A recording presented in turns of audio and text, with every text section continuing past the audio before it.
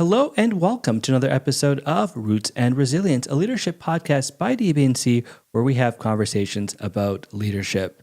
We hope that these conversations build insightful and engaging perspectives as we journey in our lives. My name is Christian Fox, and today I am joined by a very special guest, Rosalyn from EMBRAVE. Rosalyn, how are you doing today? I'm doing pretty good. It's snow outside, but it's not too bad. I'm the summer type person, but I'm coping. This is not too bad. I'm doing fine. Yeah, good. Yeah, no, I totally hear you. It's like I prefer the warmer weather. Spring is kind of my jam, and I'm tolerating winter right now. It's not too bad, but I do like today. It's a bit sunny. It's not too cold. Yes, I'm definitely enjoying that. But thank you so much for being here today. So you're with EMBRAVE. Can you tell us a little bit about EMBRAVE and kind of what you do there? Sure. So EMBRAVE, many people may not know the name. I've had to many times sort of say, we used to be Intern Place. We did rebranding. So Intern Place, now EMBRAVE, we serve clients in the sort of broader PL community. We have two shelters, two gender-based violence shelters. I'm not even sure the numbers that we can fit in each shelter. And then we also have a team of, which is where the team I sit on, the community support outreach team. And so I work with clients out in the community who are fleeing abuse, violence, who want to flee abuse and violence, and they're still in those relationships. So part of my job is to help them navigate leaving, making planning, doing safety planning, finding legal supports, doing housing applications, working on that, writing letters of advocacy, the whole thing. That's what we do in the community support outreach. Okay, wow, that sounds like a lot of really good stuff that you're doing. I can only imagine how stressful that must be in that role. And now you did mention gender-based violence. Can you talk a little bit about that? Sure. So gender-based violence, it's like it's moved from like different sort of terms and acronyms. Basically, gender-based violence talks about violence perpetrated against people based on their perceived gender or sex. And so violence, again, can include like sexual abuse or violence. It can be emotional, physical, verbal, financial, systemic. We have people who have been trafficked. And people think of trafficking, they only think about sex trafficking, but there's also work trafficking. People who are forced to work under either assumed names or what have you. And then this is where you're living, and you give your money to this person. Okay. So, yeah, most people think of trafficking just sort of in the one aspect. And yeah, absolutely, we have clients that have been sexually trafficked, but we also have clients that have been trafficked for work. Oh, okay. Yes, I thank you for sharing that because you're right. When I think of trafficking, it's usually sex trafficking, and I've never really thought about work trafficking. So I think that's very helpful for our listeners and our viewers to understand that. Yeah, I mean, I have a friend of mine who works with children and youth that are at risk or are being trafficked, and that's a tough job because you have a lot of 12-year-olds, 11-year-olds, 9-year-olds, 15-year-olds, and yeah, that's a tough job. So my job, tough. Their job, way tougher. Right. Yeah, I can't even imagine what that'd be like to be doing that. Now, one of the things I was kind of curious about is you're talking about the safety plans and some of the what's involved in a safety plan when you're trying to help someone who's getting out of that kind of relationship. So part of the safety planning is looking at we have this thing called the cycle of violence in this wheel, and we look at it. Okay, so you've got the various different aspects of society and their issues. So we're looking at, okay, so what are you doing about, say, physical violence? And what are the plans to protect yourself as much as you can about to being abused physically? And usually all of it also includes hey, you may need to call the police. You may need to call 911. So some of that is doing as much as you can to avoid. Where are you leaving? Like maybe you could leave. Are there places you can go? Are there friends' houses? Are there family members that you can go to if you need to go to? I'm also usually sort of talk about a go bag. And a go bag is a place where you put all your documentation, all your IDs, all your children's IDs, some clothes to get you through like a couple days maybe. And one of the really, really important things that we talk about is this document called proof of cohabitation.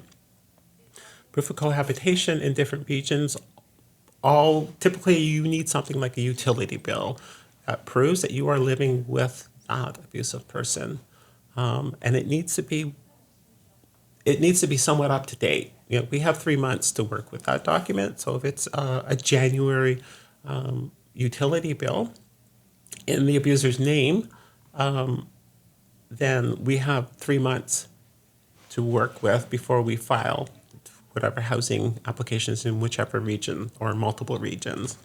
So to get that put away, maybe kept at a friend's place, somewhere safe where that person doesn't know that those things are there.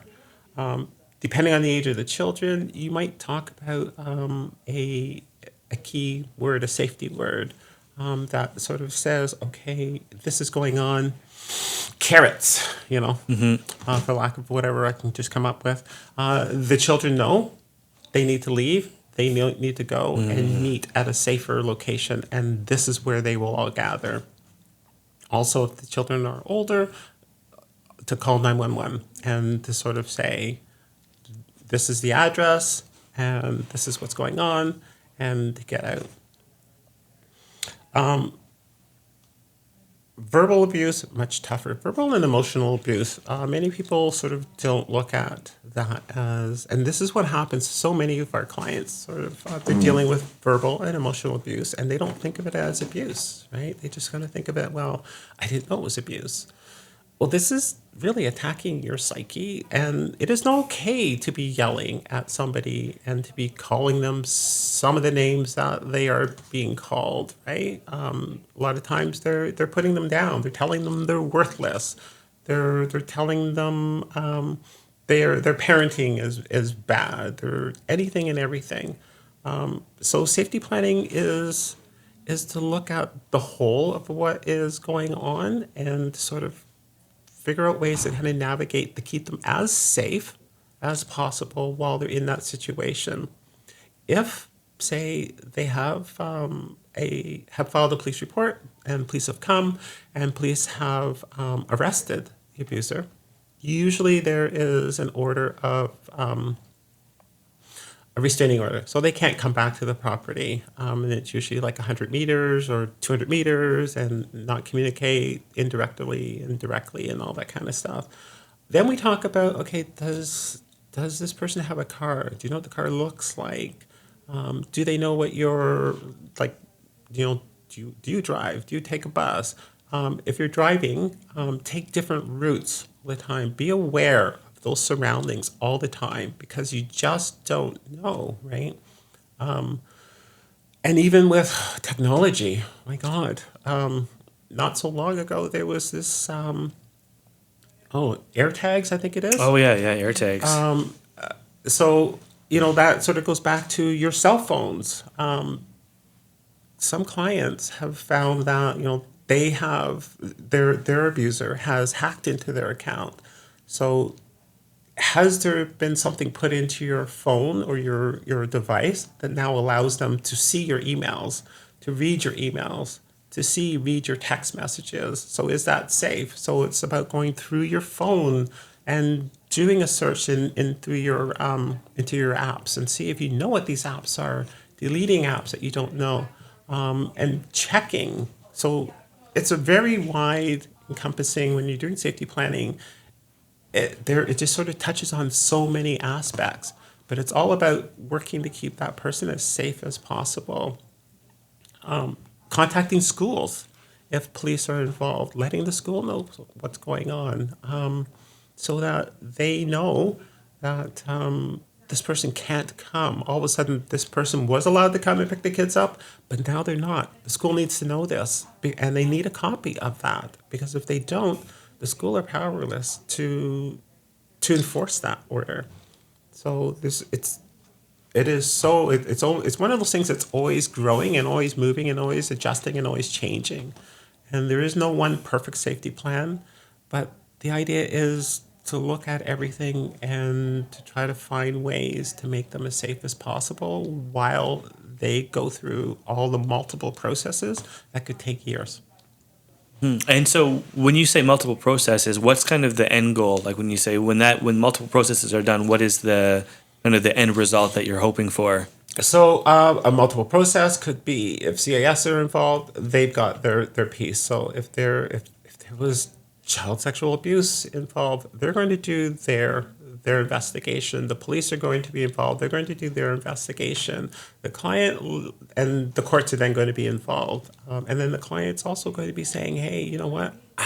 I need to make sure my kids are safe. I'm looking at child support for the kids, but I need the decision making, and maybe the only access this person gets is supervised visitation. So there's these processes of finding a lawyer, finding a family lawyer.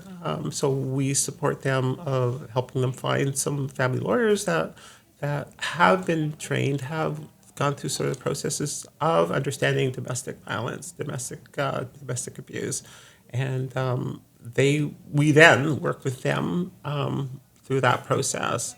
Work with them attending the interviews at at SVU. We with CAS, our job just continues. So the end goal is that to get away from that abuser and start life fresh and safe. And sometimes that's completely without that abuser in their life. Sometimes the person is fine with the children. It's just that. It's just with their partner. It's just that's not working.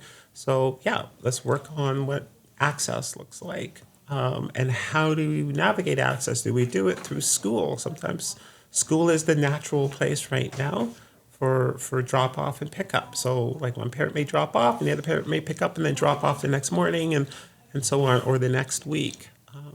During summer times and stuff, that's a bit more dicey. So you might have a third party who navigates, who's part of that sort of process, or picking up and dropping off at a police station.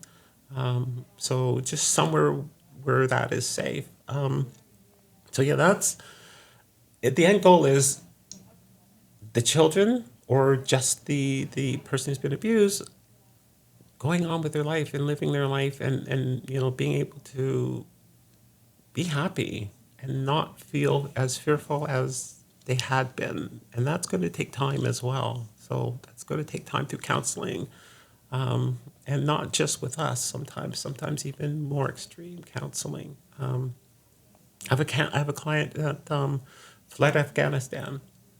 So finding counseling for her is a little bit more complicated because you're looking at agencies like Victims of Torture because of some of the trauma and the abuses that they experienced. So it's very sort of individual on what's happening. There is no sort of one size fits each. Right. Yeah. So one thing I'm curious about, so you're talking a lot about having it go big, having a safety plan where you're going to maybe someone that you can trust, you're having drop-offs at school. But what about when COVID hit, where there was a situation where we were forced to stay in our homes? Yeah. And I can only imagine what that's like for someone that's in a relationship where they're being abused. Yeah. And so we saw a lot more calls coming in because people now weren't working. And people were with that person all the time. So they would talk about, I'm afraid, I'm walking on eggshells, I don't want to call the police, I'm afraid of calling the police. And some people have some really negative experiences with police.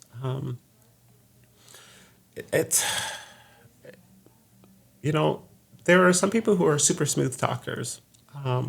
So the client whose English may not be perfect calls the police comes, and the abuser, perfect English, and says, "Oh no, she's just getting a little irrational," and the police sometimes just go, "Yeah, okay, there's nothing here." Sometimes they might suggest a mental health consult for the client. I'm sort of picking from different instances that have happened to some of my clients. And I know for other members of the team that have happened. And, police need more aware, man. They just need to be more aware. A number of years ago, a friend of mine was arrested in Toronto, and I guess that would have been around 2015, 14. I can't remember the exact date. Completely disregarded this process. And sort of, again, they sort of like, "Oh, we didn't know, we don't know." So what came out of that is now we're working with also the Toronto Police Services on working on their policy, which should have been updated way back in 2006, I think it was. So it should have been updated, but it wasn't. And that's what police forces do, is until they are challenged individually, they don't change their policies until they feel like they have to, right? We knew about racism for so long, and only recently are they actually doing something in theory about it. We don't know how it's going to look on the front lines.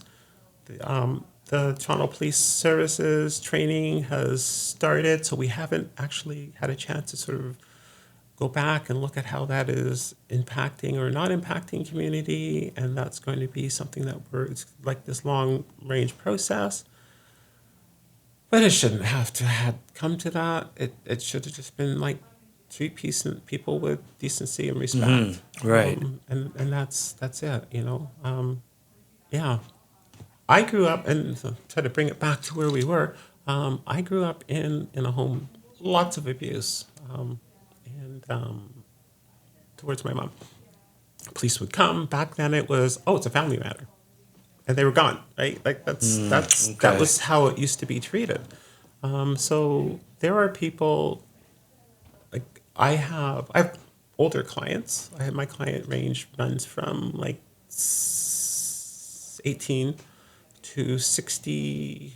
Actually, no, I have a 95-year-old client now. So my client ranges are very sort of broad. And so your older clients remember those times. And then you have people that come from different cultures, different countries, and that's how it is as well. Is like, "Oh, okay, it's expected. You should be quiet. You don't count as a person who identifies as female or is female-bodied or is female or whatever." So yeah, there's just way too much still. I think on some levels they are doing some work. On other levels, they are not doing work. Now, one of the things I wanted to touch on, because you did mention, like, we're talking about gender-based violence, and we did touch on race. Can you talk a little bit about gender-based violence in racialized communities? And, so yes, absolutely. So here's the thing. So, yeah, exactly. I touched on it a little bit. Like, I look at where we are, both within the racialized LGBT or sexual diverse communities and those who are coming to this country. Colonialism messed us up. Let me use a different word. Exactly. Messed us up. They went around conquering and pushing and enslaving people, and then pushing their way of living and taking away languages from the indigenous cultures. And this is why, again, when I say that people coming here are afraid of police, or they call the police because they don't know that they have laws that may protect them based on how this religious beliefs and structure was put out to all the different colonies back then, and then sort of in like created into more different hostile spaces and places. And next thing you know, it was like, you know, the man is the ruler or whatever of the home, and the woman is subservient, and the children like are even less, and like, so they come to Canada, and this is what they don't know, right? Which is, and I have clients, we have people who come to our shelter as well that don't know that they have rights. They don't know that they have rights. And that goes back to this colonialism that happened and continues to happen. I don't really care. It continues to happen. Mm-hmm. We do it. Right. We do it all different ways. Like, okay, so British were the big colonizers back then. America is the other colonizer, right? Like, it really is what it is. And we also play a huge role in it because we don't say anything about it. So we're just as, you know, we're still also a part of that whole process. And then again, the LGBT community, holy crap. Holy crap. I know I bop around to different places because they just all interconnect. This is the whole definitely. thing. They all interconnect. When I was working in Toronto, I coordinated an older LGBT program. I had clients from out here in Peel Region because they didn't want to tell community, they were people of color. They want to tell community out here they couldn't come out because like that was the culture, right? This is what came across and sort of became the culture, and that sort of is there. So they would once in a while come out to our group in Toronto. I check in with them by phone, you know, weekly to see how they're doing. I had another one that I knew attended another program, and the same thing. You know, they were really, really, really worried. They're older, which means there's more risk involved, because this is that community that they grew up with and everything. And, you know, they love that community. This is where their friends are, their people, maybe even family. But there's that aspect of them that they don't feel that they can share because their culture, their beliefs, the religions, all those sorts of things say that you can't be. And therefore, they can't share that one piece of them that makes them whole. Like when I know I sent you my bio and everything, and one of the reasons why I have this kind of long-winded bio about all these different parts of me, and I forgot to add proud grandmother. Oh, 'cause I have now a grandson who's going on 2. So when I was just thinking about yesterday, I'm like, oh God, I've got to add that. Yeah, that's amazing. Because there are so many pieces, we are not just one thing, right? There are so many pieces that make us whole. So that's why when I had done that, and that's an older bio, but I've done that on purpose so that I want people to understand there's so many pieces to me. I'm not just this little this thing. I'm this. So for that person to be whole and open to people, then they need that information to be out there, that it's okay to be who you are rather than not who you are. So yeah, colonialism, I hate, right? Languages. We know that Indigenous languages here in Canada have been like lost. Yeah, they've been lost. And yeah. We know that the sort of gender and sexual diverse communities were beloved in the Indigenous cultures. And even in ancient cultures. So it's not like it's this, some people are like, oh, it's a new fad thing. Well, it's a new thing, right? No, It's like, it's not. hell no. Let's go way back if you want to. We can show this. But people don't want to, one of my favorites is for people who identify as they, them, and stuff like that. In workshops, you're like, I don't understand how this new thing is. I said, have you ever read Shakespeare? Right. Have you ever read Shakespeare? This is not new. To refer to oneself as they is singular if you're reading Shakespeare. So this is not new. Yeah. Frustrates me. Yeah, it's interesting to see people that are very uncomfortable with using that, and like now that people are identifying, we're like most of the time now I see when someone introduces themselves, they'll identify their pronouns, and it seems like I'm always amazed at the pushback. It's like, well, why are they doing that? I don't understand. It's like, well, it's what they would like to be called. Like, I don't understand why people are so hesitant about it. Especially when you say it's not a new thing. Like, yes, it might be new to us in this moment, but if you read, as you say, Shakespeare, that wasn't uncommon. Oh. So it can be a little bit frustrating, and I know we're trying to I think we're making a little bit of progress as a society, but we still have a long way to go. We do. Yeah.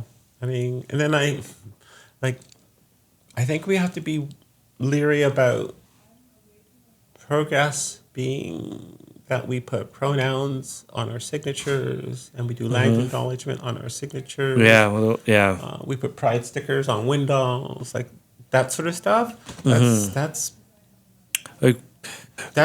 something easy to do that you send out. You don't even think about it because it's your signature. So you send something, it's automatically in there. Right? So you're not actually doing.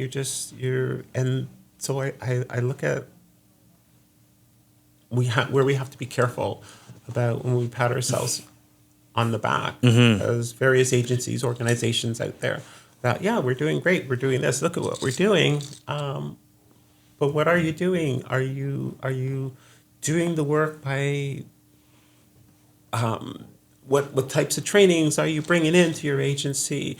What are the what are the photographs in your agency that tell people that you are welcoming for them? Are we seeing different types of faces, colors? Are we seeing a broad range? Because that's what tells people that you're a welcoming agency. Are we seeing ourselves reflected when you're coming into an agency? If this agency, and I've said it again and again, when I came in here today, I was like astounded at just how friendly. I'm sitting down there and people are just coming in and they're like, hi and hello and good morning. And I'm like, wow. So, because I'd not been here before. And I thought, wow. And everybody that I've met all the way through here, everybody. And it's got to be great to come here, right, to work, because this is that sort of thing that you want. And that's, if you're coming in, you feel okay coming in, because everybody's kind of worried about walking into somewhere new. It doesn't matter who you are. It's that very first experience. Yeah, that's right. Yeah, it's always a little bit like, okay, how are they going to react to me? And like, I'm glad that you felt that way. And we always try to here, make people feel welcome, but we're still working towards making it even more welcoming, because as you say, you can do the land acknowledgement, you can put the pride flag and a sticker on your window, but that's a very superficial thing. And, you really have to do the work, as you say, to really make sure that, okay, when we put the pride flag on our window, are we actually, does it make sense? Because are we actually, do people that come in actually feel that they're being welcomed, who are part of the community? Are we just saying that? Yeah. We're doing that every June. Yeah, exactly. It's like, we've had conversations about Black History Month where it's like, we do Black History Month, we celebrate Black History Month, everybody's like, yeah, right, yeah, let's do it. And then the rest of the year, there's no education about it. There's no education about it. Right, exactly. Yeah. Pride Month, or Pride week, it happens, June, okay, and then That's it. there's no other conversation. Yeah, no, exactly. No, yeah, Black History Month. Yeah, absolutely. That has always been this thing. What do you mean? You got to wait till 1 month of the year to Yeah. talk about all these amazing people that created and that we wouldn't have stuff that we have now in science and technology if not for these people of color who are never talked about. The Region of Peel, there used to be 2 transitional housing units in Peel. Armour House and Angela's Place. Angela's Place has now become a subsidized building. So it's no longer a 2-year transitional place where people could leave an emergency shelter because you can only be there for 3-4 months. And we could maybe, and when you're applying for housing, it doesn't matter whether it's a priority housing or not, you're looking at 3 years or more. So where do you go after you've left your 3 or 4 months in a shelter? Well, to another shelter, to another shelter, to another, if you can find one, or to a car, or to a tent, or whatever. And so those transitional housing units were perfect. Like they would give a person 2 years of waiting for their subsidized unit, and then they could move. And that would then open up that for another person. But yeah, no, the Region Appeal turned that into subsidized units, probably because they also agreed to be creating X amount of subsidized units per year. So this became part of that creation. Yeah, it's a huge, like I know, see with my own clients, I'll have clients that are dealing with housing issues, and if they're trying to get it, like if they're in one building that they've, waited for a long time, they get there and then they find that maybe the landlord isn't that great, the building management isn't very helpful, and so they want to get somewhere else. And they're told again, either no or best case scenario, yes, but it's going to be, 2 or 3 years from that point. Yeah, it's a huge, it's a next huge to challenge. impossible to transfer subsidized units in Peel. And the only way you can do it has to be through the same building management. So if the building management owns several, runs several, and they have some subsidized units in there, you can apply to them to be transferred. But I've not known anybody who's actually got one or been transferred. In Toronto, it's a bit easier, but again, you've got so many people on a wait list that. So we've been having a really great discussion so far, and we've kind of covered so many topics. But I want to know, what are some of the interesting things that you're working on right now that you're especially excited about? So I mentioned what the TPS, the Toronto Police Services, that project, which I got invited to join, and again that stemmed out of a case that happened which came to the Ontario Human Rights Commission of how a member of the greater trans communities, how he was treated by Toronto Police. So part of that was they must create like a training and this whole it's a multiple step process. So the training piece we have created. Some of the committee members have actually done some films because it's a very extensive training, actually. I do have to say it's pretty good. It's never going to meet everybody's thing because you just can't please every community member. But we did the best we could do. There's various people from various walks of life on this. And so right now, the workshop process part is done, and new recruits and stuff are going through that. Eventually, the idea is all of the force will eventually have to go through that. The next step is looking at how that has worked, like how that's running out and going through, and what our community members seeing and stuff like that. So I know we have a meeting coming up, hopefully soon. I don't even know. I should check my email to sort of talk about those steps and what we're putting in place to sort of to look at what some of those results are. So yeah, it's pretty in depth. So and these are things that typically aren't, or this is one thing that I sort of separated from work. So, this would be my Thursday night thing. Or, at one time I was on the Transpulse Canada project. I had to step away. That was my Tuesday night thing. Like, eventually you're just exhausted. So kept this one, stepped away from Transpulse Canada. And then we're also doing EMBRAVE and LAMP have combined to look at creating a space in the early years center for LGBT and queer and trans parents to be able to come. So we have on one, I think it's the first and third Thursday. So Will is there, and Will from working on the project here. Will is there. I think it's the first Thursday of the month, and I'm there the third Thursday of the month. So I'm looking at queer, trans, people of color, parents of color, 0 to 6, and so this way we would give those parents a space to be able to come, have child minding. 'Cause they have students, so the child minding, and while I get to support those parents on the various different things, challenges or things that they need to talk about or what they want. And so, I mean, we're struggling right now because I think we started this in the winter time. We've had some icy storms that have happened on some of those days. So we're constantly sort of relooking at how to maybe engage them more or clients more. There's been a lot of outreach. And we did have an open house, and we did have a number of people that were interested, but then we had the holidays. And, it's like wipe the slate clean. Everybody's got stuff that's going on.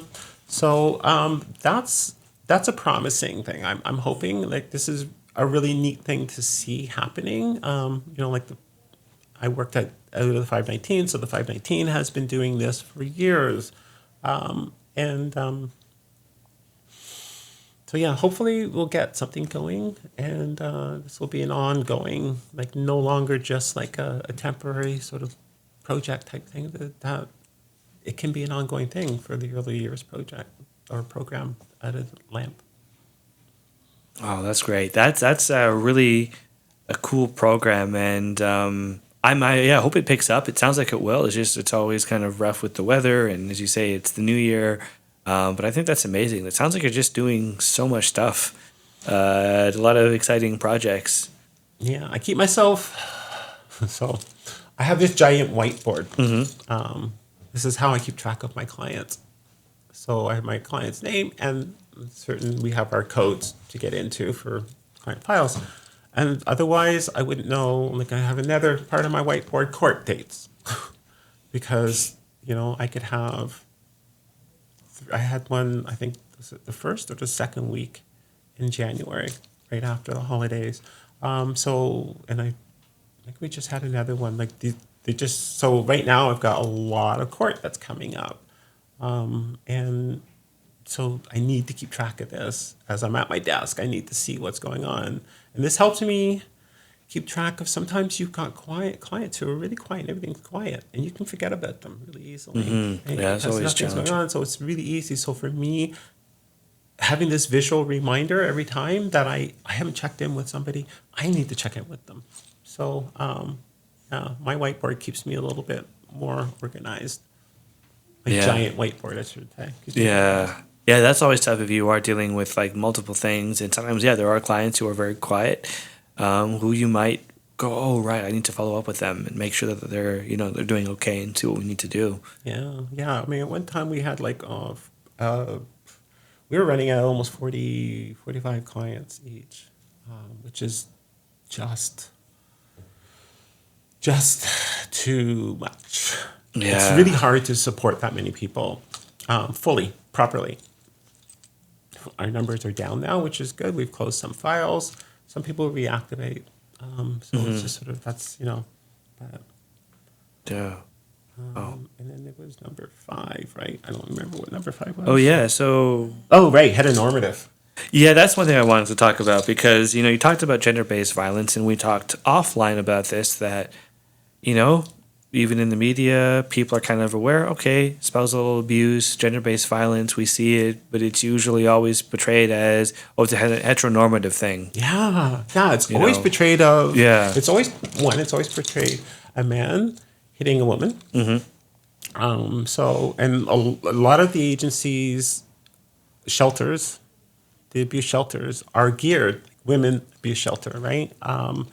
And because of this idea that it was this woman fleeing violence from a man, and violence in relationships happen regardless of who it is. This idea that there is, we have equal marriage in this country, fortunately. So you have, and even before that, we had relationships, same sex, same gender relationships for a long time. People can be abused and get abused by people of the same sex, the same gender. It happens. So when clients, like honestly, and I'll tell you, like, and I'm like, I thought I was an easy person to work with, to talk to.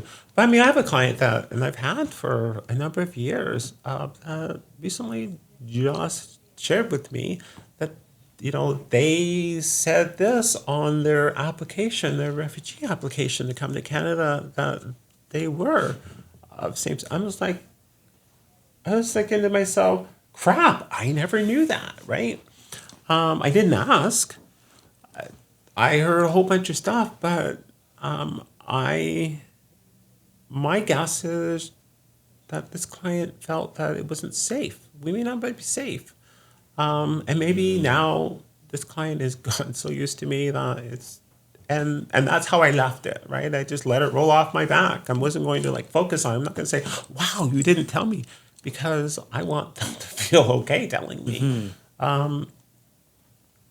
Abuse happens to other people. Abuse has no gender. An abuser has no gender, no sex. Abuser is an abuser. There is no definition. If we look up in a dictionary abuser, it doesn't say man. Statistically, yeah, most masculine people, at least through courts or through the police system, are male, masculine identified. But but I can remember talking to a friend of mine growing up when we were kids, and how my friend used to tell me that my friend's mother was always hitting on my friend's stepfather because he was a smaller guy and stuff like that, and she was a larger woman, I guess. And yeah, so that was just sort of that kind of joke, and it's a stereotypical joke, right? Because the idea that, women are beating up against men, and that was sort of, I was, I think, at grade 7 or something back then. And that was the idea. You can't be male and experiencing abuse. Right.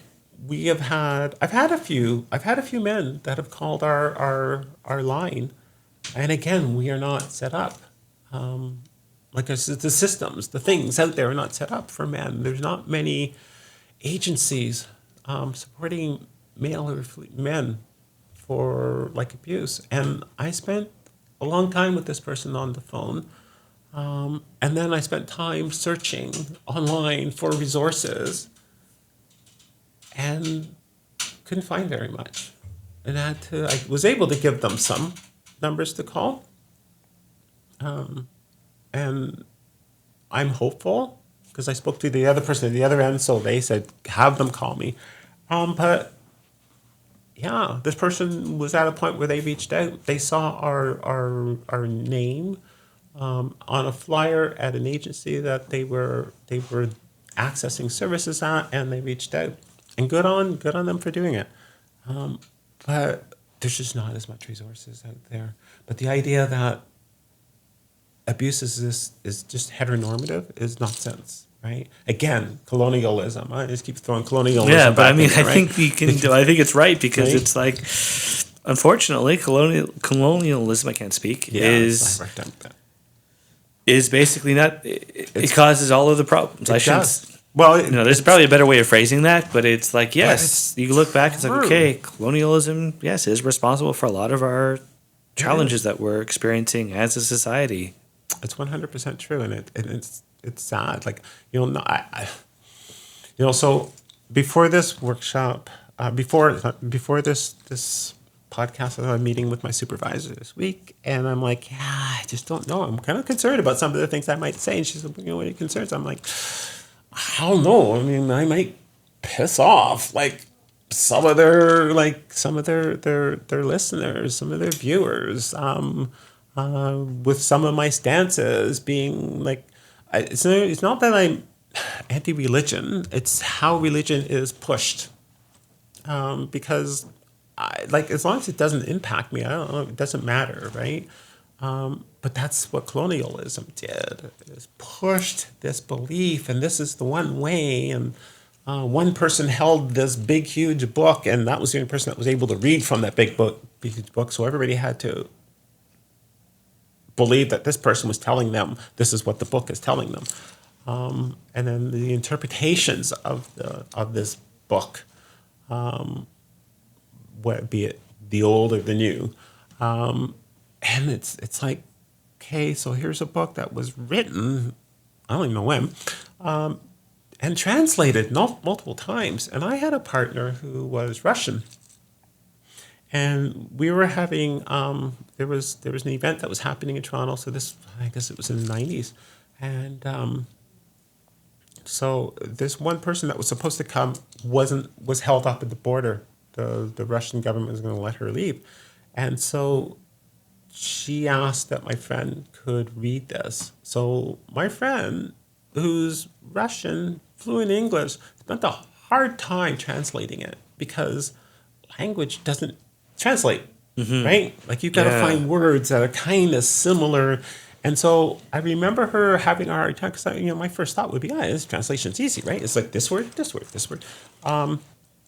And since then, I was like, okay, here's this book that was written who knows when, in this whatever language, and then translated to another language, and then translated by whoever had whatever views and thoughts and whatever.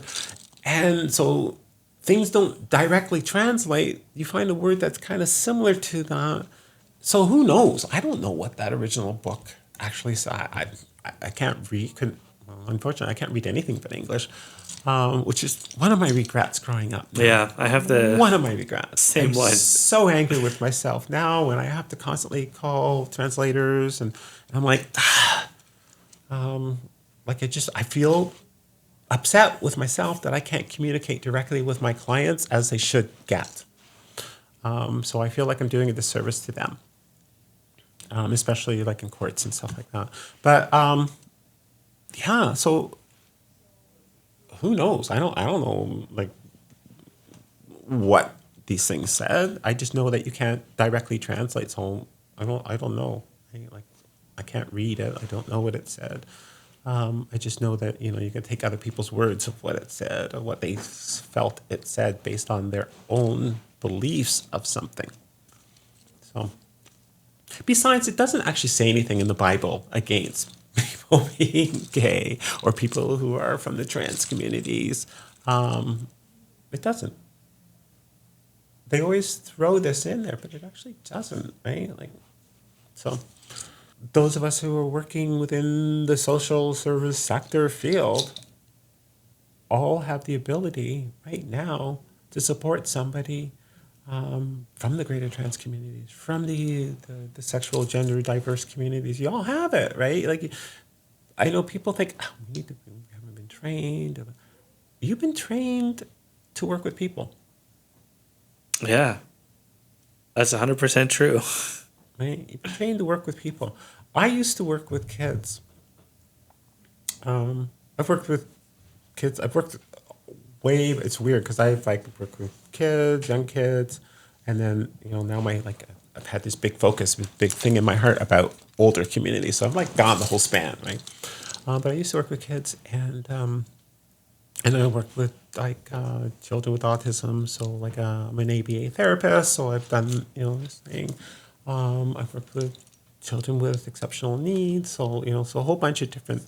And I had this group of kids one time, and there was some racist stuff that was coming out. I was starting to hear, and I'm like, okay, I've got to nip this in the bud. I've got to figure out how to nip this in the bud. I got to nip it in the bud. I got to do it right now, but I need to do it differently.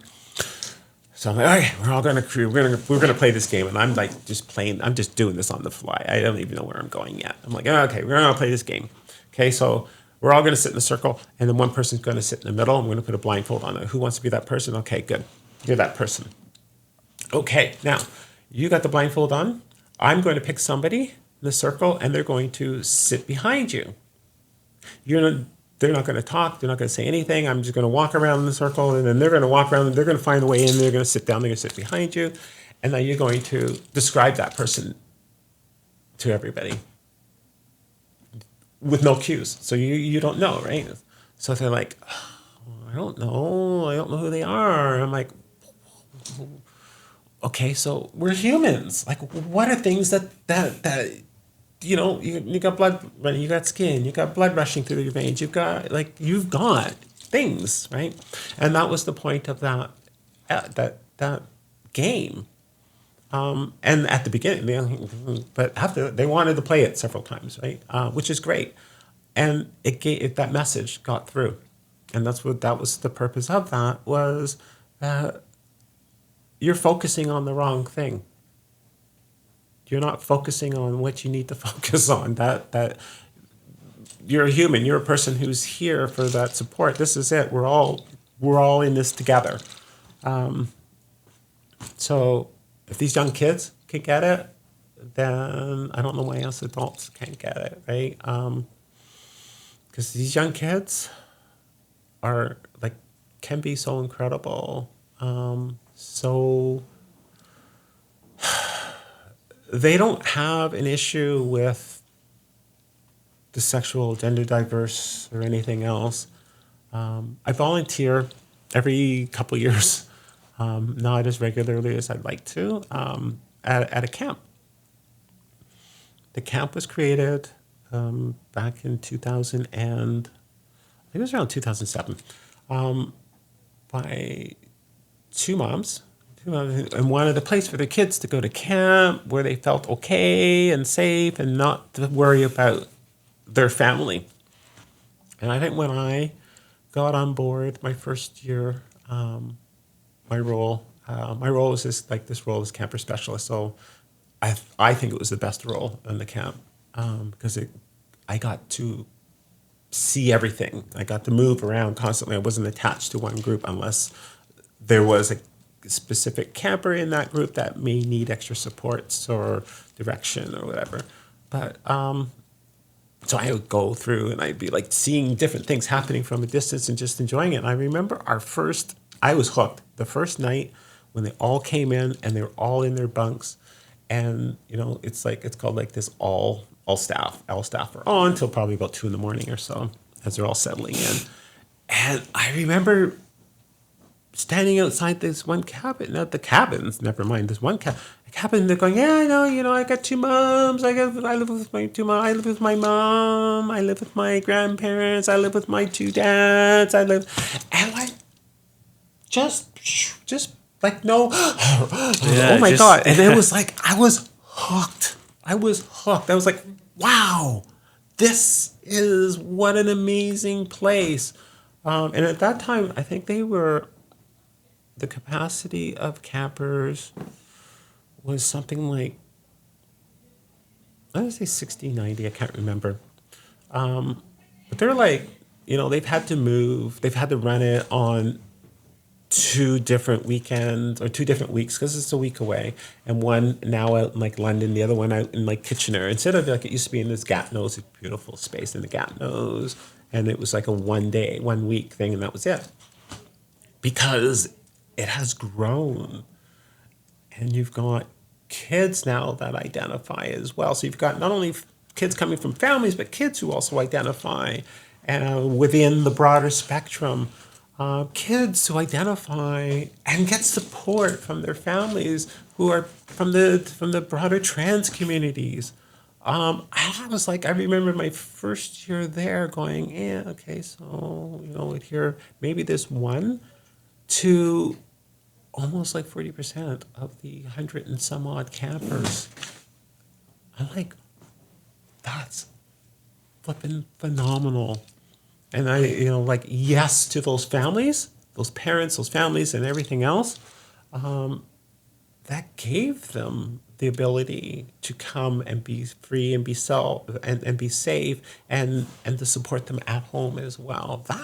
So the kids don't have the issue, right? As parents have the issue.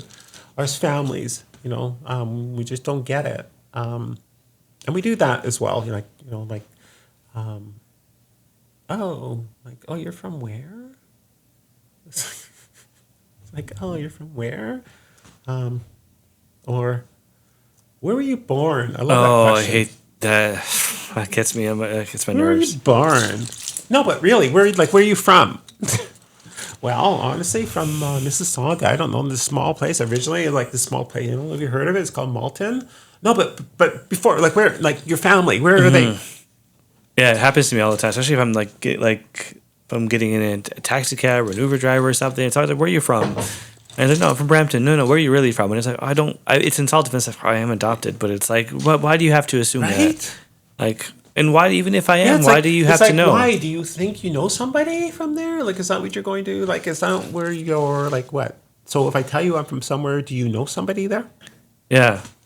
Of course, they will say, yeah, I know somebody who lives, like, and I kind of laugh because this happens to people, like when you're speaking to people from the U.S., they're like, oh, yeah, I know somebody who's also out there. Do you know? I'm like, okay, you realize that Ontario's kind of large, and I probably no idea. Yeah. Where in Ontario? I don't know. I just know it's Ontario.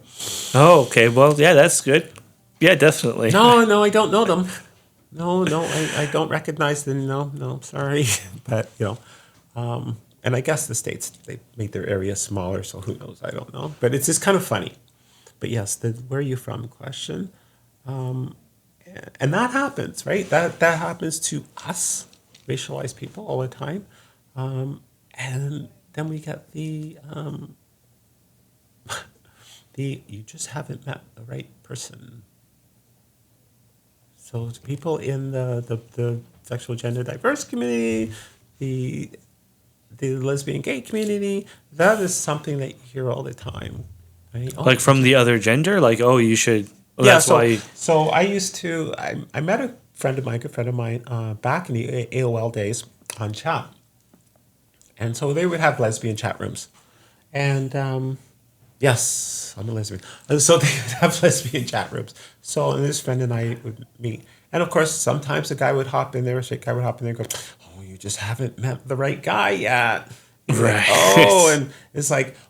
And then they'd say something like, well, I don't understand why you like women. And I'd be like, well, do you like men? Yeah. No. And I'm like, well, me exactly. either, right? Like, it makes sense.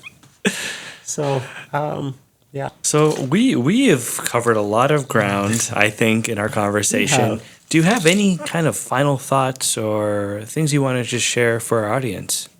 I do. I think so I mentioned it before, and I just think I want to say it again. Think about what you want when you get older. Think about what supports you would like. Like, we all want to be rich and whatever, and so we don't need supports, but let's be realistic. Think about what supports that you want available when you get older, when it's time for you to start retiring, or maybe you were forced to retire because of an injury or whatever. Think about the supports that you want available. Go look for them right now. Go look for them now. You're in your 30s or whatever. Go look for those supports right now as if you were older. Because you're going to see that there aren't many. So focus on what you would like to see and use what little power, influence, writing your MPs, your MPPs, your provincial, like your municipal government, and use that power collectively. They will do stuff, but only if those things are pushed on them. Like there are big funders out there that have their own ideas of what they would like to see. So those are the people that are funding our politicians, right?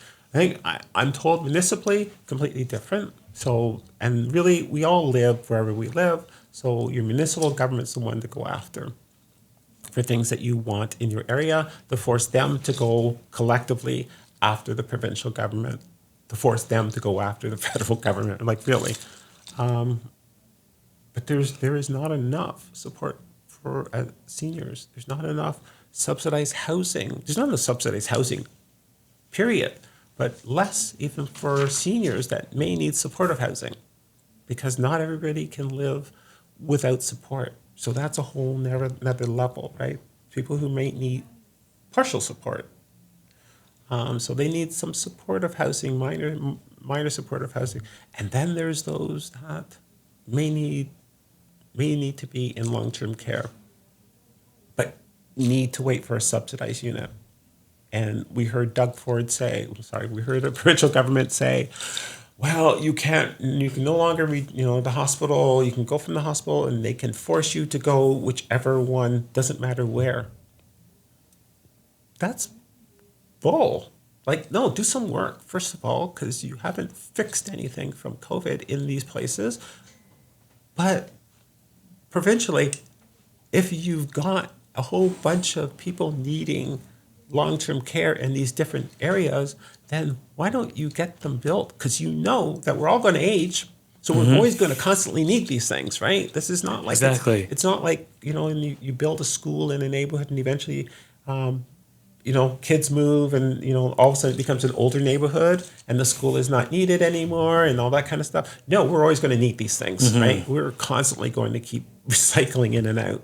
So we need to think about this now, because it's a mess. It's a mess out there, and unless you're looking for those services, and this is why I invite people, look for the services now so you understand what I'm talking about, because they're not there. They're not there for seniors. They're not there. Certainly not there for safe LGBTQ seniors. Because there's only a couple places, True Davidson. There are a couple places in Ontario that I used to give. Back when I was working in Toronto, I'd be like, yeah, here's ones that are trained. Here's ones that are trained. That's it. I'm sorry. These are the ones that I can say they know what they're talking about. Other than that, I don't know. So the systems are a mess. It's colonialized. Take it apart, fix it before you need it. Yeah, I think that's so true. I think that's, that it's a little bit bleak, but I think you're right that we just gotta try and fix it and take a look and see what do we actually need when we get older and figure out how can we make that happen. Yeah. But thank you though for being here, Rosalyn. And I just want to say one more thing. Sure. So I always have to recognize my own privilege. I have a job. So fortunate. I've managed to get through the various barriers, challenges, and stuff like that. Finding the supports, usually friends, that supported me through that. But I work with an incredible team of people. An incredible team. The community outreach team are, as I said, we can have 20, 30 clients on the go each. And there's not many of us. There's, I think at this point, we're not fully staffed. So we are I think there's 6 of us. That's not much, right? To support all of Peel Region and stuff. And then we have 28 beds at one shelter, and I think 30 beds at another shelter, including for kids and stuff like that. That's not much for abuse shelter. There is one more, and there's like Family Life Resource Center in Brampton, but that's not much.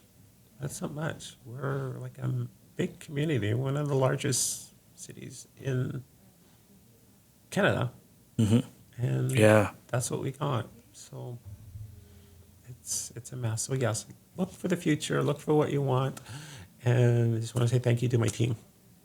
Yeah, no, that's great. I think it's incredible. Like I'm blessed to like be here at DBNC with such a great team as well, and it's so much better when you have a good team that can work with you, that you can work with to just kind of make change and to really do what you want to do. But thank you, Rosalyn, for coming today. It's been a great conversation. Thank you. And I think our listeners and our viewers are going to get a lot out of this. I hope so. I'm willing to come back any other time. Yeah, so we'll definitely have to have you back. Just because I like to chat. Right? Yeah, definitely.